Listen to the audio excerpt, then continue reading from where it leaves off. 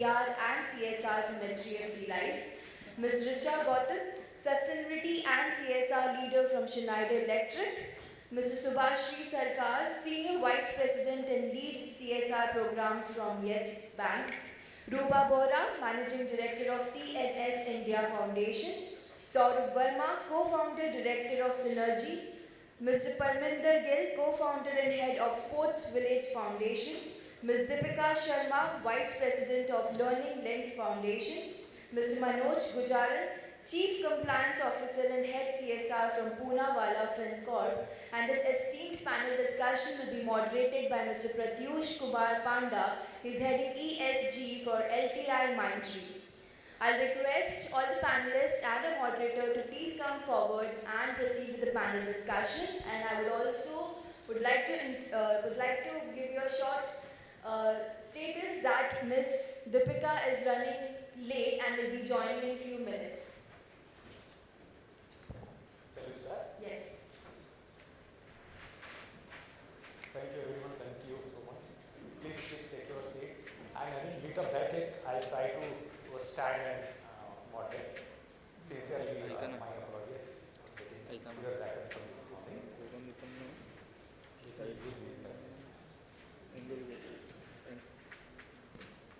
So good afternoon everyone. So before we start, let me do some deep dive with our audience, equally learned audience are there with us. The topic talks about key focus area. How to inspire the change to CSR. We heard how much change is going on across and for a better future. Tell me, how many of you are aware of aspirational districts? Raise your hand kindly. Say 1/3. And among this 1/3, how many of you sincerely working on the aspirational districts? 1, 2, 3, 4. Again 1/3 of 1/3. Do you all know that now the government is saying no more aspirational district, now it is aspirational block program? How many of you are aware? 1, 2, 3, 4. And can somebody tell me how many indicators are there in the aspirational district block program to monitor the data ranking? I was about to come to that point, and we all are working for the CSR. And there is, I forgot to tell all of you that time, I always say sports should not get poor solutions. So when somebody spends very savvily, I always say, why? When you spend best for you, why can't you think best for the poor also? Number one. Second, by virtue of our work, we should not increase the gap between have and have-nots, because we are in CSR. Normally, very unconsciously, some of us are doing it repeatedly. If you imagine this 20,000-30,000 crores being spent, I always see, if I go to Delhi NCR, N numbers of NGO funded by N numbers of corporate working, same in outskirts of Mumbai, same in outskirts of Bangalore, Hyderabad, across. And we don't focus on what governments talk to us. There was a time when I started my career in the beginning in 96, 97, we always look after the 5 years program of Government of India and try to get aligned. Most of us must be doing those days. That culture has gone. That's the reason I said, let me remind all of you to focus on aspirational block program. The Government of India now is saying, if you put, say, 5 crores in aspirational block, they will try to match it by at least 1:2. So another 10 crores will go to the same blocks, but condition is you have to go to the aspirational blocks only. Try to see if you can bridge that gap between have and have-nots. Before I go out to our panelists, I will start with Subrato from HDFC Life. Subrato, tell us, HDFC has such a big corporate, I could see boards, quality work across length and breadth of India. How do you, do all this work across all this line? And tell us something, the best part of your programming which is being loved by people in the business, by company, the board, and all. Please elaborate us. Sure. Okay, so good afternoon everyone, and thank you Pratyush for the kind introduction. I really want to discuss much of what HDFC as a group or HDFC Life does, but just to set the context and thinking ahead at what the moderator just mentioned, there is a huge opportunity that we have in the country to make a difference.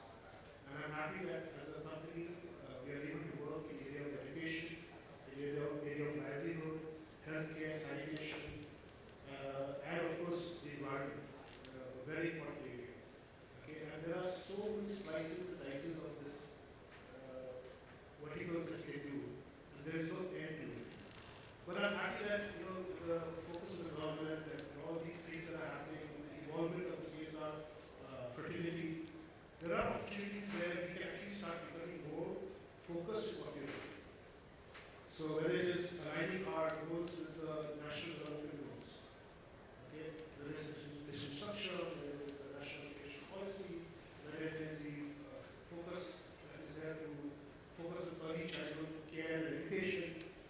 There are a host of initiatives that are taken by the government and both private sector as well as civil society to make a difference. And as you mentioned, there are aspirational districts, that's how we're moving national blocks. These are all signs that we did not do things just for the sake of it. So I always challenge myself and my team that why are we doing what we're doing? Is it because that's the most top of mind thing that you can do? Education is a misused word. Livelihood is a misused word. Okay, do we just sign up an agreement with somebody for the sake of it? Okay, so these are things which constantly we must challenge as professionals in this area. We must be able to look at this entire domain seriously more than ever before. There are a lot of monies available. India will not remain the same as it is today if we all come together and collaborate.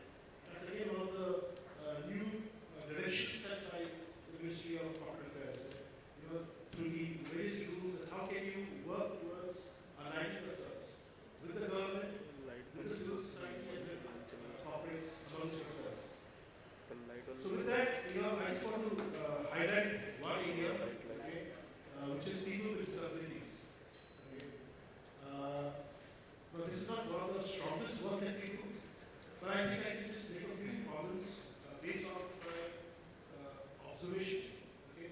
So when we think of people with disabilities globally, we think of people like Stephen Hawking, right? We think of people like Frida Kahlo or John Fox Nash Jr. Or we think of people like Dick Voyage. Dick Voyage is the author of Life Without Limits.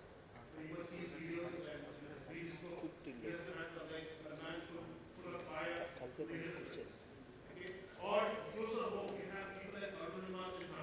Okay? She's an activist, she's a non-Indian, she's a volleyball player. She was thrown out of a movie play and she lost her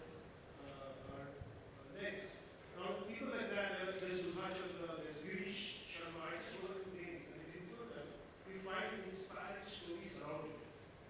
The question I want to ask is that while a lot of good things are happening for people with disabilities, are these successful names that we have, are these names born out of sheer self-determination? Is it born out of sheer self-drive which they've went against everything that they faced against? They overcame their mountains? Or is it that as a country and as a group of people who can make a difference in the social sector, we have built the necessary infrastructure for them? Okay, to define people with disabilities, just to be on the same page, it says people with disabilities apply to all people with disabilities, including those who have long-term physical, mental, intellectual, or sensory impairments. So that's quite a lot of people. And estimates say that in our country, there are about 2% of our population with 2% with people with disabilities. And I grabbed this NeoMotion's brochure that's outside the display area, and I like what they said here. Disability does not mean lesser ability. Let us say it. Disability does not mean lesser ability. Okay, and we will only be able to go beyond this nice little line if we are able to build the necessary bridges for this sort of people anywhere in the country to get onboarded onto the mainstream of life. And it could be close to our home, it could be someone in our family, it could be someone in our community, or it could be someone far away from us. But whoever they are, I think as a team here, let's go back and see what we can do for these people. So in HDFC, we work with people who are deaf. They are not dumb. They don't talk, they shriek because they've never heard. Okay, right now I have a partial Subrato, one question on the same line, say there. When you say PWD, what are the specific area that you work with them? It's only empowerment, I mean, means economical development, or It's like integrated. Yes, it has to be integrated program. So what we do is we work in helping the young people to come into a center where they can learn Indian Sign Language, where they can learn computer literacy, where they can learn to become more confident as human beings, where they are taught to take up certain professions through which they can gain financial independence. Now the biggest challenge that people face is that when they are not able to contribute, and there's social stigma attached to people with disabilities. A lot of people still think that it is a result of your bad karma. Okay? So taking that out of the system, making the family believe in them are areas that we are working on. So it's not only just a direct implementation, but there's a sociological change that we make around them. Okay? People with, for example, people with Down syndrome. Now we support this bunch of people, they're kids basically. Okay? And if they don't have special training methods for them, we will never include them into mainstream. And Subrato, this is any specific geography that you focus on? As a company, we are... No, per PWD sector. We are location agnostic. We are always there where the need is. So these are areas that I'm talking about are focused in Rajasthan, they're focused in Maharashtra, they're focused in Jharkhand. So before I go to Subhasree, because it's a lead question coming out, I like to go to Parminder Gill on those lines. We heard about the quality of empowerment process of PWD and the youth also. Parminder, please help us to know, like why I'm going to you is, normally in India there is a tendency, if somebody qualifies at national level, Olympic level, then only money started coming. It's not other way around, unlike Latin American countries or some Japan or somewhere there. Please enlighten everyone here on those lines. Thanks, Pratyush. And so as an organization, we use sport to drive change and the education empowerment of children, youth, adolescents. Let me give a small anecdote to Pratyush's point. I was watching this video where an actor was interviewing a tribal girl who was learning to play football in one of the Chhattisgarh district. And the question asked was, why do you play football? And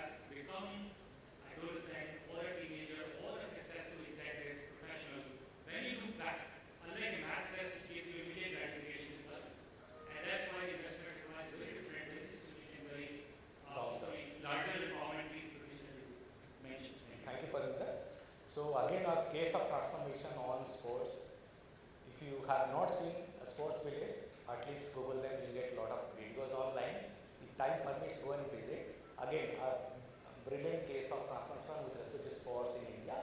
Again, by NGO with a lot of support from corporate. Yes, they are struggling. If you are keen on sport kind of thing, please talk to another after post meeting. I'll come to Subhasree now. Subhasree, I heard that you all have done a lot of work in around artisan empowerment across different corners of India. And how does that empowering change takes place at that level? How it is different from, say, skilling, women empowerment kind of stuff? And elaborate us. Let's listen from you. Thank you, Pratyush. Good afternoon, everyone. As we have seen, CSR has now developed various new dimensions in the projects, various innovations are there in the designing of the projects. So in 𝗕𝗏 those we are working in entrepreneurship, employability and environment. So as our fellow panelists have spoken about persons with disabilities, sports, importance of sports, I would also like to share my experience in working with one of our projects, which is the partitions. So as we know that India being culturally so rich, every part of the country has its own story. And these artisans, they are writing this story, they are the custodian of this heritage. They are either writing it, weaving in the fabric, or painting it through the canvas. But when we start working with it, the challenges that we saw that mostly they are facing economic constraint, the lack of access for the market, and limited resources. So in 𝗕𝗏 we are working currently with more than 1,800 artisans across India. And when we started working with them, what we understand that mostly they have learned this from generation and passing it on from generation by generation. And they do not see it as a business perspective that way, but there is a lot of potential, huge talent, which can raise the economic development of the community. So we started our project interventions and we focused all these three components like building clusters, scaling them, market linkages we have built. We have also supported them through various platforms for exhibition and also the funding linkages we have built. And after years of intervention, what we have seen that there is a lot of changes in the community. And if we see the change is manifold. It's not only the enhancement of the income, but it has also helped them in the empowerment. So there are in UP, there are a few women, those who have set up their own business. Now they have also employed 10 or 15 artisans with them and they're generating employment. Then we have also observed that mostly this 50% of these artisans are women. So there is a lot of women empowerment. They are coming out, going to the exhibition, talking about this. So there is a lot of empowerment in the women also happen. And with years, there is a drop in the migration, which is again building the local economy of the community. So thus I will like to say that there are some projects which when they start looking at one, but which has impact and which is creating empowerment and changes around various areas. So I'd like to share that. Thank you for that. Before I come to Rupa, anybody of you are working very deeply with artisan empowerment process from NGOs or corporate? This is for my personal learning. I'll come to correct. No? Nobody. Let's listen from Rupa. You know how technology empowers a community and how they are trying to see the future through technology. And then all that fund that we get from CSR. Over to you. Thank you, Pratyush. So talking about 𝗕𝗏 Foundation. 𝗕𝗏 Foundation, you could say we're working towards nation sustainability, TNS, through economic transformation. Now, very interestingly, Pratyush brought about the whole aspiration of law, and then we talked separately the issues which NGOs face when they want to work that. But to give you a perspective, when we look at how we work with the beneficiary segment, and imagine a student around 17 years of age, a girl, traveling every day 50 kilometers from her village to attend an ITI program in Hosur, where we are also providing smart technology to training on EV and solar. So make sure that these girls can then get placed with an Ola Electric or an 𝗕𝗲𝗀 or an organization like Tata Motors. So 𝗕𝗏 Foundation works in the space of skilling majorly, but when we talk of skilling, we only talk of smart technology, work in the space of BFSI, but that's not pure BFSI. We sell tech-enabled financial careers. You can't really just train them on financial products. You need to get them to train on, understand the product, how you use Excel to calculate values or valuation using those products, and then look at a dashboarding element to Power BI, right? So today you cannot work without technology in any space of skilling. So I'll just give you an example of tech-enabled financial careers. In addition to that, we also work with, literally, and we all know it, in Andhra Pradesh, Telangana, we have engineering college literally in every lane, right? Now, if you look at 𝗪𝗲𝗀𝗃 and you have an engineering college there, I don't know what kind of quality training that happens there, right? That's where 𝗕𝗏 comes in. Support these students to learn online, offline, bootcamp mode, tech, plus soft skills. I don't like the word soft skills, I call it human skills. And train them and ensure that they get jobs and organize aspirational jobs, let me call it, in Deloitte, Capgemini, Reliance Jio, and things like that. So that covers technology from a youth skilling lens. Now, if I have to look at, and because when we say economic transformation, one of the rural beneficiaries is also a farmer, right? So when I look at that and I say, listen, even if I'm talking to a farmer, I need to think of how do they benefit using tech and plus human skills, right? We work in Nashik. To give you a perspective, if the quality of grape is not good, the wine will not taste good, right? That's where AI comes into picture. It talks about how do you look at how much water you need to give to the plant, or the kind of issues or the pest management you need to do, and how does AI informs the farmer that this is the time that you need to take next action, right?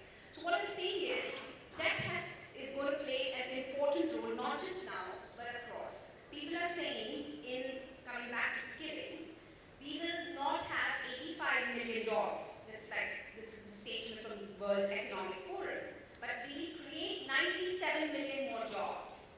And these jobs will be very, very different than the jobs we have here today. That is what 𝗕𝗏 is trying to do, and prepare our youth, prepare our farmers and entrepreneurs to understand technology and enable their business or their work for better economic transformation. Thank you, Rupa, for explaining it so nicely and brightly. I'll tell you one more thing when you're talking about solar skills and technology and all. 𝗕𝗏 is with us. One of our, partner at our L&T Trust in Gujarat, and I believe 22nd, almost the first batch of girls and boys, those who graduated from solar skills, are going to Dubai to get a job there. Already everything is done. 22nd, the day will be out. And imagine the selling that side, one is average of selling that is there in households. I'll go to 𝗕𝗏 now. It's all about, we always say, Schneider's, electricals, we must have gone through those processes. The kind of SOP you have fixed for those training curriculums and quality, all those things. Please help us to know how it's working today, and how any plan that you are expanding that. Because when I was at ACC, I have seen that program. At L&T, I have seen that program. But when I see across different corners, I see it need to get penetrated in a bigger way because the quality is so huge. Over here. Answer that question. We need to work with large foundations like you mentioned. Just keep it close by. Sure. So skill development is the largest project that we tried, and I, in my presentation, also explained the kind of outreach we have on the skill development part. So here, I'm sure all of you are aware of that majority of India's population is the youth.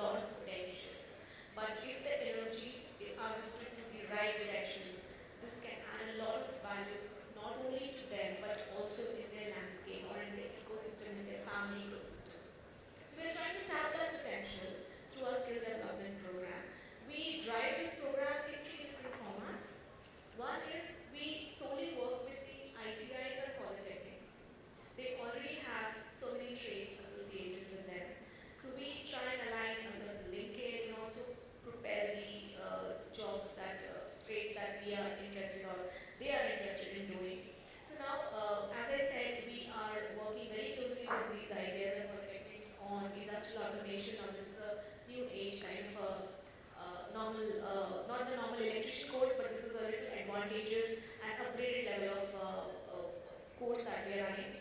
Also, we are trying to make these youth available for the future skills like the green jobs, as we say. So solar technician, everywhere there is a requirement of a solar installation, if not installation and maintenance of that. So we are also training these youth in becoming those solar enthusiasts. So this is the one format we drive the skill development program. The second format is with the important foundations like NLP, ACF, ECC, and many other corporate foundations. We join hands and deploy some of the programs as a knowledge partner here.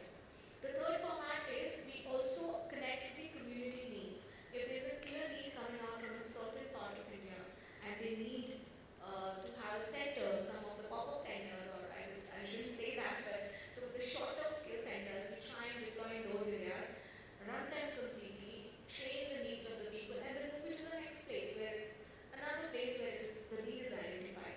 So these are the three major formats that we run on the skill development programs.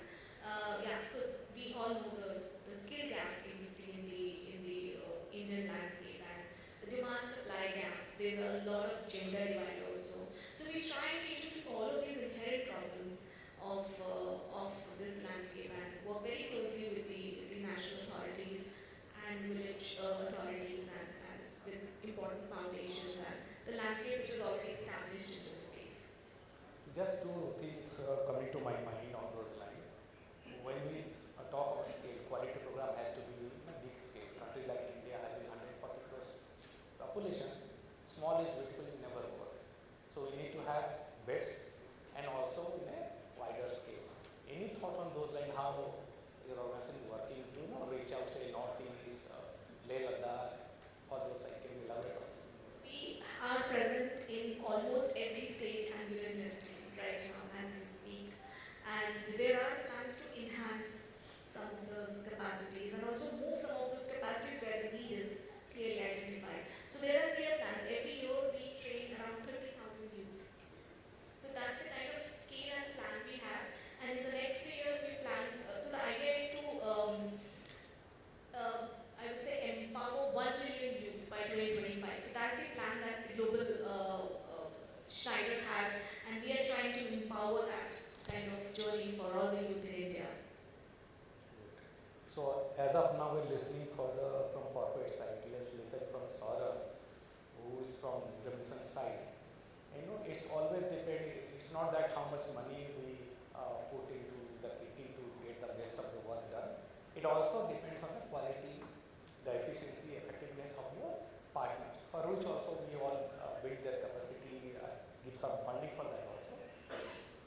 Can you help us to know what are the SOP, standard operating procedures, or best practices that you keep it intact? Because wherever I go, I saw you are people, those who work with kind of organization you have, this become very loud and clear outside, and which is not very common that I have seen in my 20 years of career with working with civil societies.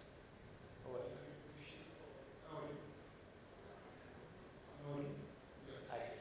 So thank you for asking the question. Quickly, just introduce Synergie. So Synergie is a Section 8 company, and we have been working with the corporates for almost 15 years now in implementing CSR projects. And one of the key takeaways is that over the last 15 years, the aspiration of the community has drastically transformed. And if you have to really empower them, then we have to align with this transformed aspiration. That's one piece of it. And the second part is that we have to work with the community to help them to realize their latent needs and figure out pathways to achieve those, because that's when the progress happens. So what I've done is I have actually created 4 examples from our implementation, and we learned a lot, and I thought that I'd use this platform to at least share those learnings with you. So let me start with health. One of the expectations, when we are rolling out a health project, is low time, which is low turnaround time. That's the community they expect us to do. So we're rolling out this project with the government of Telangana in Energising, where we are reaching out to more than 10 lakh population. And one of the things which we are trying to do is trying to offer them prescription and diagnosis on time. For what we have done is that we have aligned our internal systems with AI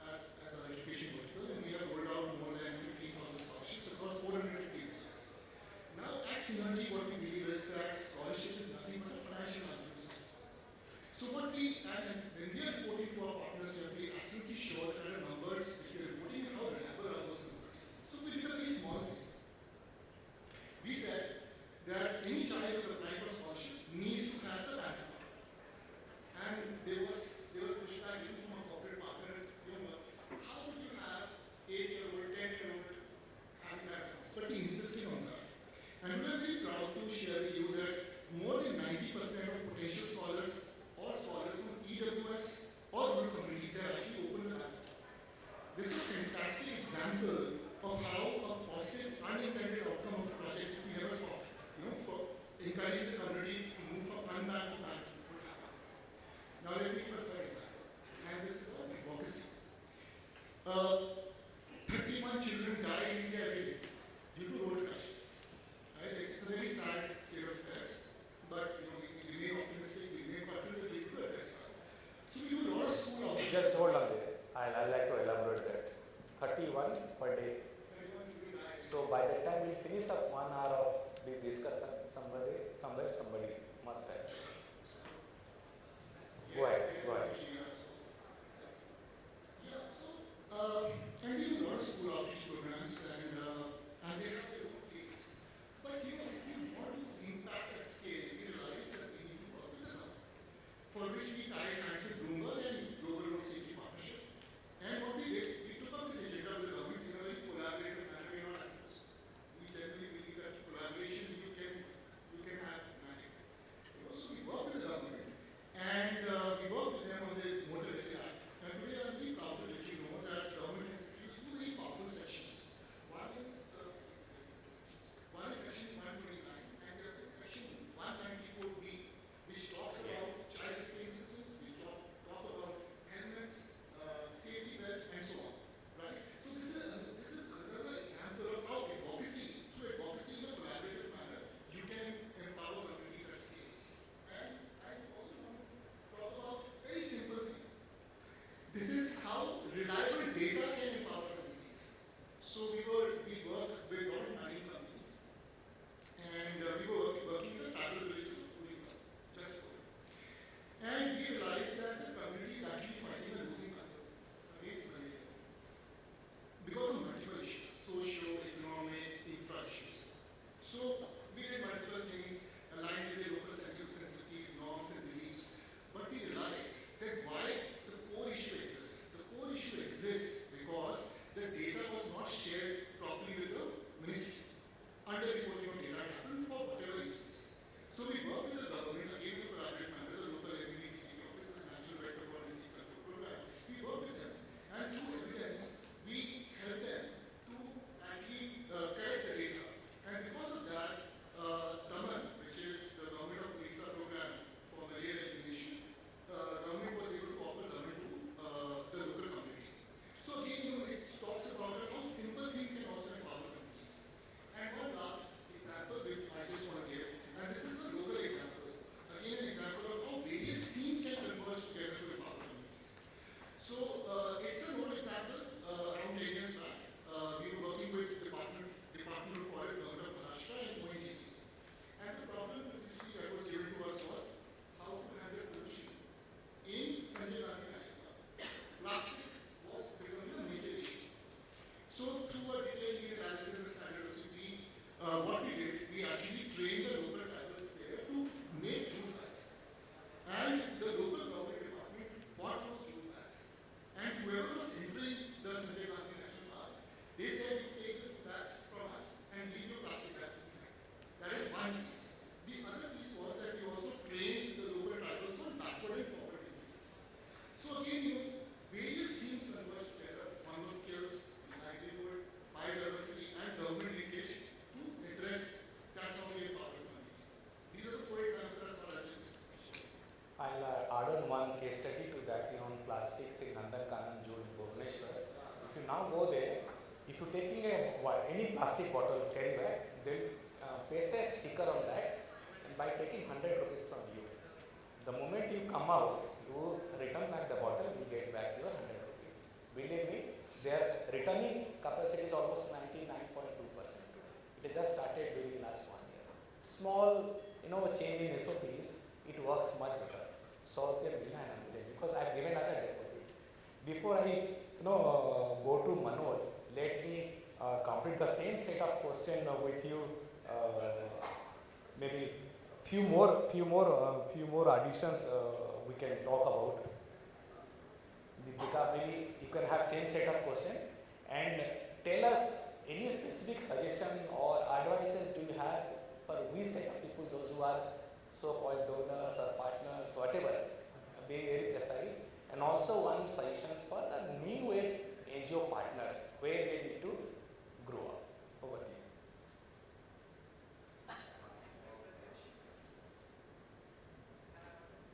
No. Can you switch on?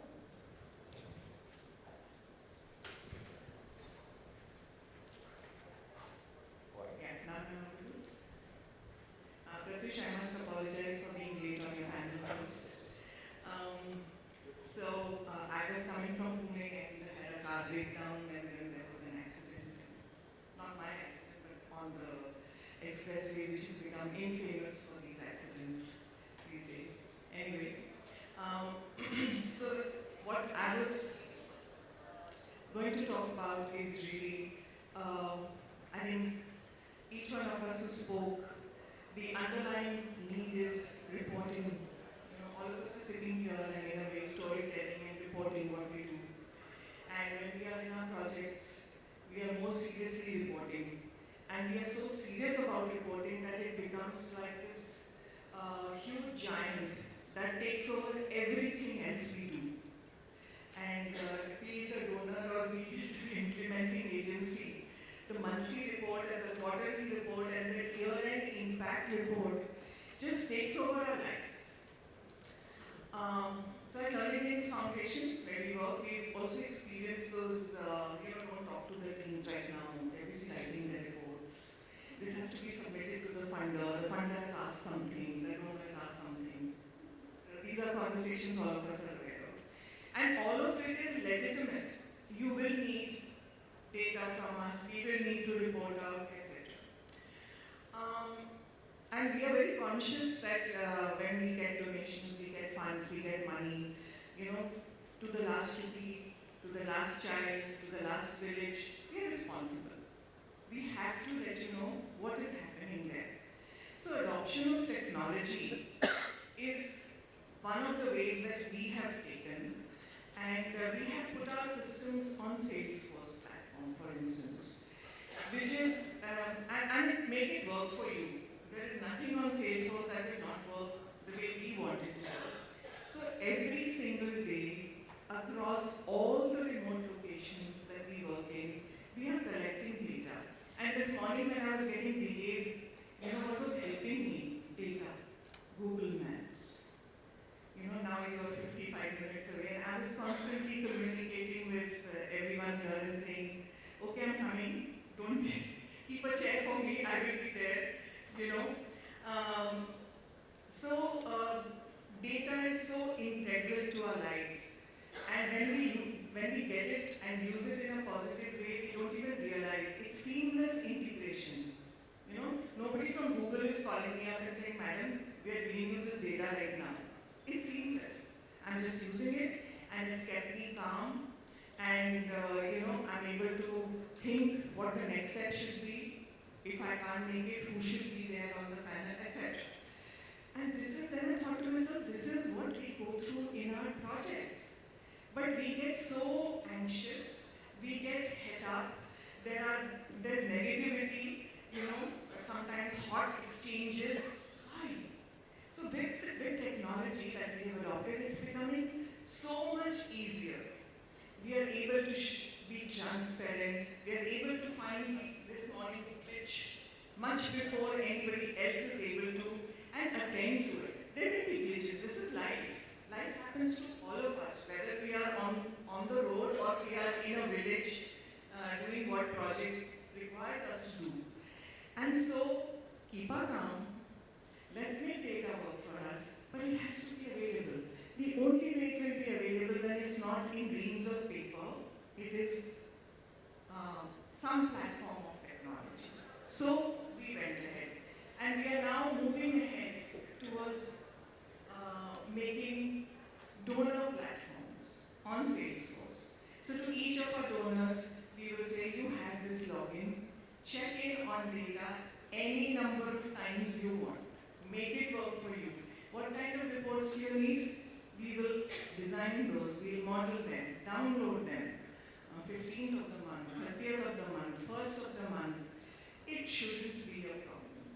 And I think from all the funders and donors, what we really expect is that, as you had mentioned, Pratyush, in the beginning, some You had mentioned about some support, financial support in building capacities of this kind, so that we can become more efficient, we can become more transparent.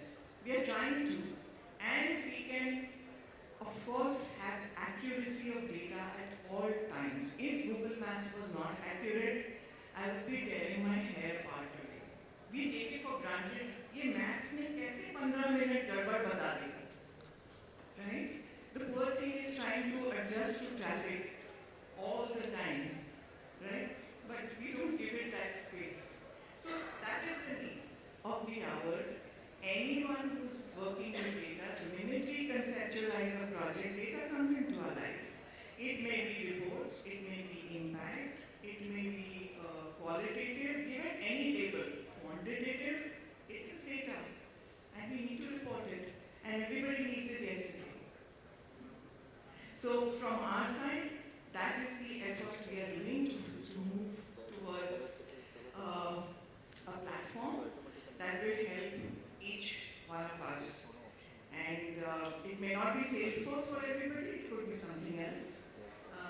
But keeping it transparent, keeping it available when required, it takes a huge effort. It takes a huge effort to train teams, to get them onto that, the platform. In remote locations, there is challenge with connectivity all the time also. So, by and by, we keep on finding solutions how to overcome those challenges. Lately, we are also implementing Salesforce. Yeah, isn't it good?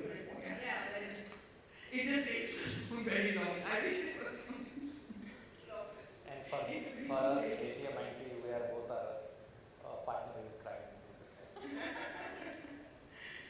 So, I'm coming back to Manoj. Before that, I must say, I'll be taking 2-3 questions from audience also. It can be very short, make it short, simple and precise. Ideally not more than 15-20 words.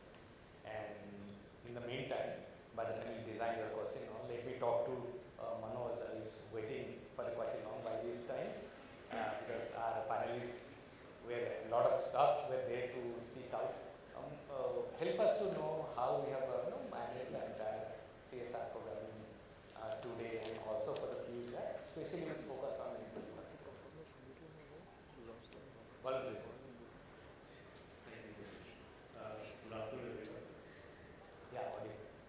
So, I firmly believe that CSR is not a charity but a duty to pay back to the community where we live and to provide all the needed facilities, resources that the society requires to succeed.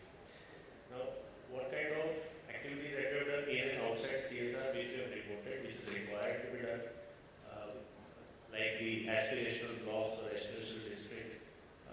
We have carried out activities related to education, where we have funded for transformation of 4 government schools in Latur district. And that too in 4 talukas of Latur district, very remote villages. We faced a lot of resistance from the local cooperators, local politicians, including parents. They resisted that we don't need any transformation in the school, just as a TK. But still, with the help of the foundation, who was locally strong, was able to convince and we were able to carry out the project. Now, employee participation in carrying out and ensuring that such projects are done on time and effectively and also monitored. We have created a CSR club in the entity where employees are encouraged to participate, share their views on what they think about the society, what kind of CSR initiative that they would like to do. So, and this is implemented on pan-India basis, so employees participate from various branch networks that we have.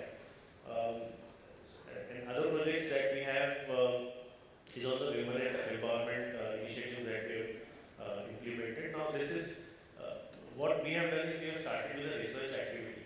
So we have done assessments of the tribal women entrepreneurs, basically who support small and medium enterprises in the tribal dominated areas of Jharkhand and Chhattisgarh. Now, here we have conducted certain seminars, training sessions, awareness sessions among these tribal women and SME entrepreneurs and understood their challenges faced by them and how they can be scaled more. So, this takes care of the aspirational blocks or aspirational district initiative or proposal that government is expecting corporates like all of us to do. And I also believe that, individuals, corporates should collaborate, work with the government, strengthen their efforts and initiatives to, work in the areas of health, education, women empowerment, etc. So these two are main initiatives that we have taken. The third most important is creating awareness in about the health hazards of lead poisoning. So again, one more very important activity when I read about this proposal that was shared with me. This was something new, though we know how poisonous lead is. Making people who are having this lead poisoning in and around the area, people who are still living and they're suffering from the health hazards of through lead poisoning. So making them aware of what kind of changes that they need to bring in their habits, making them aware of the dangers of lead poisoning, and the health support or what kind of medicines that they can take, what kind of cleanliness or how they can safeguard themselves, keep them away from lead poisoning is what we have. These sessions also we have done. Fourth, very important is we already have financial literacy centers in various remote district areas of the country. It's very well spread. So there we assess that still people who take, operate in these centers, they don't have skills to teach financial literacy to people staying in that area. So, and what we need to focus on, all of us from the fraternity, is to skill people in each block or each district of the country. I think this will prevent large-scale migration that is happening to metro cities of the country. And we know what issues Mumbai or any big city is facing because of large-scale migration. I think what first focus should be on skilling of the locals, young people who are working in each block or who are operating in each block, so that industries can set up, they can get ready, trained manpower, because that is, I think, what is lacking in other cities. If you see Pune, if you see Hyderabad, Bangalore, Mumbai, why people are in Delhi? Because you get skilled manpower there, very readily available manpower there. So that's the main reason why these people, basically corporates like us, set up our businesses or factories in these locations. So I think that should be the focus, and I think government, as you just mentioned at the start, I think we all should also focus on taking piece by piece. Do first research. I think that is the first and foremost. We should do assessment. We should do research. We should identify the challenges and start working on it on each challenges piece by piece. I think that will give us a proper result, and the money that we spend will give proper results. Thank you, Manoj. Thank you, Manoj. Thank you, everyone, to be with us. Before I go out for the questions now, let me tell you a few things. It is very important to build capacity of your NGOs, partner, civil societies. And normally, it's my normal session to everyone, those who want to bring change through CSR as part of it. You assume that consciously you have to give some funding to your NGO beyond program support program. For the building capacity building their own staff, you want to have more impact on ground zero, and there is no shortcut to that. Normally, I have seen a tendency like NGOs comes out and say, maybe we will only fund you for the program support. Don't do that. By doing that, you are damaging your own program. Second, I always say, I'm again repeating, poor should not get poor solutions. If the NGOs are coming up with a brilliant idea on which has big, high on spend, entertain them. Imagine on this forum, we are not there, PWD students are there, and there is a Maharashtra level competition going on quiz for PWD. Imagine, if you are working for PWD. So those things need to come up very proactively, consciously from all of us, those who are in the sector and trying to bring changes here. To answer my question which I asked initially, how many indicators are there for a social block? By this time, some of you must have Googled it. There are 39 indicators. They say if you increase it 39 indicators, there is bound reduction in the poverty in that specific block. Next time you ask NGO, to give you proposal. Don't say how far it is from the airport. Ask which is the farthest block in this state from the capital. And if they say these are the 5 blocks, see out of 5 if anyone is a social block. So if you want to sincerely bridge the gap between have and have-nots. Otherwise, you can keep giving funding to the area which is already lots of funders, donors. I've seen in 𝗏𝗏𝗏 district, in this belt area, I mean beyond what you call it, Maharashtra and all. Any village I go, I'll see 5 NGOs working through 10 different corporates. Same in Maharashtra, I go to 𝗪𝗏𝗏𝗏, nobody is there. Nobody is there. But all industries are there in Chandrapur. But they want their headquarters in Mumbai, they want to spend in Mumbai. But they want to pollute in Chandrapur and 𝗪𝗏𝗏𝗏, they want to spend in 𝗪𝗏𝗏 Parliament. That's the truth. It is a job for head CSR, all of us, to build capacity of our NGOs. At the same time, very unconsciously, you build capacity of your board of seniors, those who are deciding factor, how to choose a site and all those things. This is where I like to close. And in case you have 2-3 quick questions, please let us know. We like to save 5-10 minutes time. In the interest of everybody must be feeling hungry by this.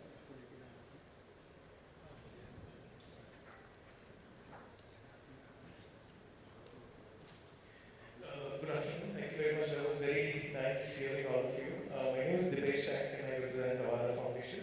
My question to anybody who can take this question on the panel is, do you think there is an issue of convenience CSR or convenience charity within the donors end or the not-for-profits end or the corporate CSR or any NHI? Do you think people choose convenience charity or convenience CSR projects to make it more easy or more achievable for themselves?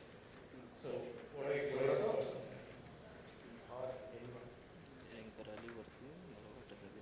Can you just repeat the question? It's humming. I'm sorry. I'm saying sound, it's thoda humming come kar this. My question is, do you think there is an issue of convenience charity or convenience CSR projects? Like often people choose to have more better results, easier projects to execute. Yeah. So my question is like, do you think there are is that a subtle issue within the development sector? No, you like to please. From the development sector, I don't think the choice lies with us. Really, when we work with partners, it is their choice. And I would say now, the trend that is setting into CSR is to take a collective good, ESG. That's where we are moving. And for us, what that means, we don't have to become master of all trades, we probably can't. Collaborations on the field are being seen more than ever now. We are on the same project because the problems are complex, we all are recognizing that. And one person or one organization cannot solve it. So whether the collaboration is coming from the donor side or it's coming from the NGO side, to solve that problem, that is happening a lot.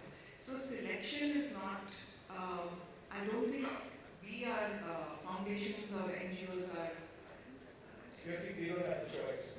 Yeah, we do help. So I like to elaborate that from where it is coming. Probably there is a tendency of going for the low-hanging fruit kind of projects from both corporate side and also from the NGOs. NGO, what I'll do, if I see that if I talk of say 1,000 days life cycle approach for the malnutrition eradication. If my donor doesn't understand CSR, what I do?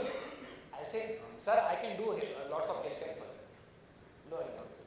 So it's both ways. So you are right. Probably for a reason we jointly need to collaborate and reach out to a level where we are not only talking about low-hanging fruits kind of project. We need to solve the. I want to give an example. For example, hold on. We will take it later on in case somebody else has. Yes. I just wanted to add something here. Please. I think overall what you see in the last 5 years is a lot of maturity that's come, right? Whether it's the donor side or the NGOs. I think we're moving towards that where people are taking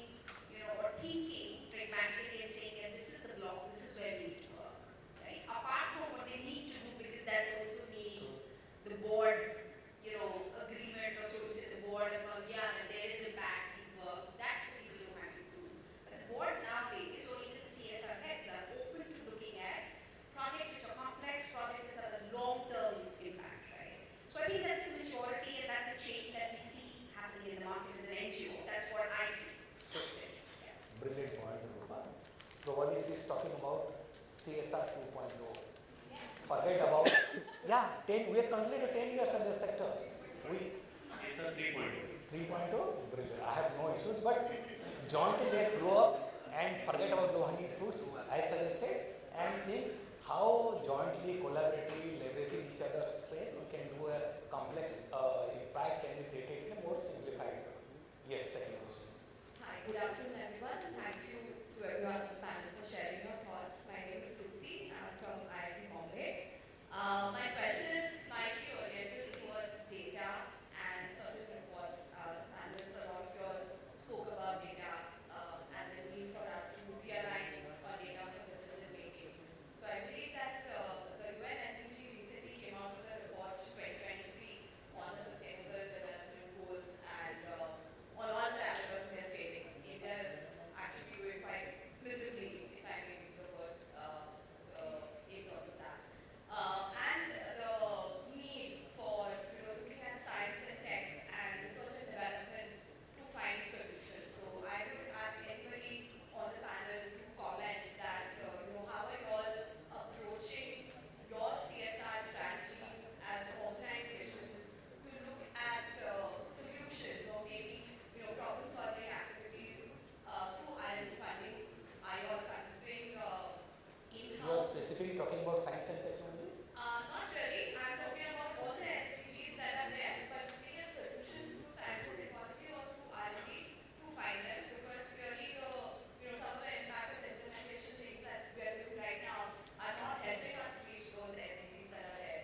And as the passage of time is, and given the time and commitment that we all have, how do corporates as well as implementation partners? If the question is short and sweet, it's very good for us I'm to sorry, supplement. sir. My IQ is pretty low. Are you referring to CSR initiatives Yes, with CSR respect to initiatives. science and technology and R&D focusing on these areas? If I may continue, I'm asking what is your willingness towards Come again, how?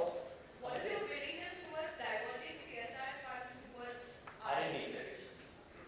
So let me add on some values to that. So Government of India GDP, how much is going to R&D?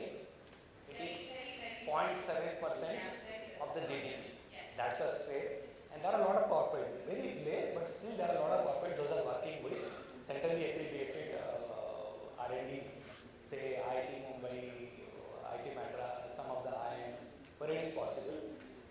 With the objective that can we solve some complex issue through technology and all. Rupa, what? Look at startup India, the NSRC, there's so many organizations, incubation centers, plus accelerated programs too. And I'm telling you, there's a lot of investment CSR companies are doing in the space as well. Now, because I understand your question was more coming from, is that funding coming or how? So I would suggest Subrato and That is the issue. So I think she's raised a very valid question, and there's lots of resistance to us spending money on R&D or things that you cannot see in the tangible. But that's where I think we as a group of people here need to question our very existence. I mean, as Pratyush said, do we go asking the question, how far is the airport from the project? To really get into aligning ourselves into the SDGs, into the National Development Goals, into looking about data, into not trying to do things to suit our founder or our owner's pet project, but rather getting into issues that really make a difference. So it's a challenge that all of us have to answer, where how big are you thinking? You really take your job seriously. I mean, I tell myself I am responsible for this. So I will spend every rupee to the last bit. At the same time, I need to be impacted towards my NGO partners and question whether they are able to attract talent. Okay, we have certain obnoxious numbers that we cannot spend more than 5% or 6% in admin costs. But if you want to really make a change, question some of those fundamental issues. Because that's when we will all work towards a KPI. So we are all business heads in some ways. The problem is that I'll give an anecdote to close that question. So I have funded IIT Madras last 2 years with the objective of how can we reduce the cost of 5G so that it reaches to each panchayat of India in support of Ministry of Science and Technology. They came out with a trunk size box now. You put it in the panchayat, so it's like 25-kilometer radius is now with 5G. Imagine this technology will come out very soon to the market, and there are 3 or 4 startups working with them. Those who take it to the stage 2, stage 3 and then to the market. And what was the purpose for us? For ATM ID? Can we reduce the cost so that the last man in the row can use it in his phone? So there are, but as you said, a lot more can be done. Thank you everyone. Thanks for your time. Alright, thank you so much all the panelists for your support. I would request you to please come forward for a group photograph.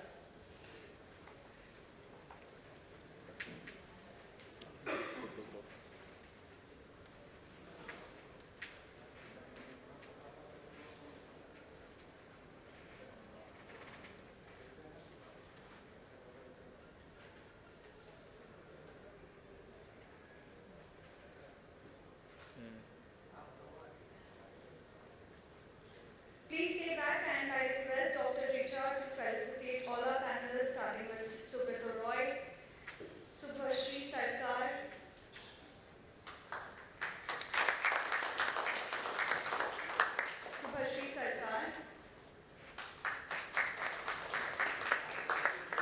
Ms. Rupa Bohra,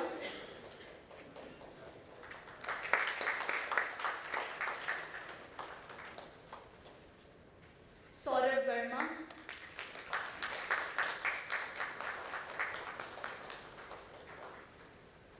Parminder Gill,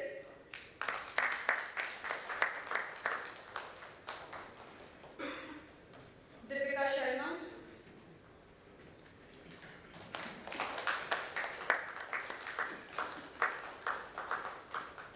and Manoj Gujaran.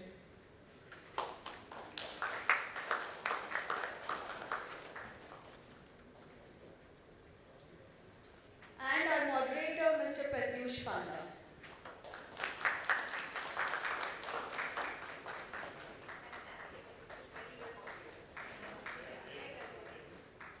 Thank you so much. Thank you. Okay, so we are now open for lunch break, and please have your food and let's reconnect and gather back at 2:15. Thank you.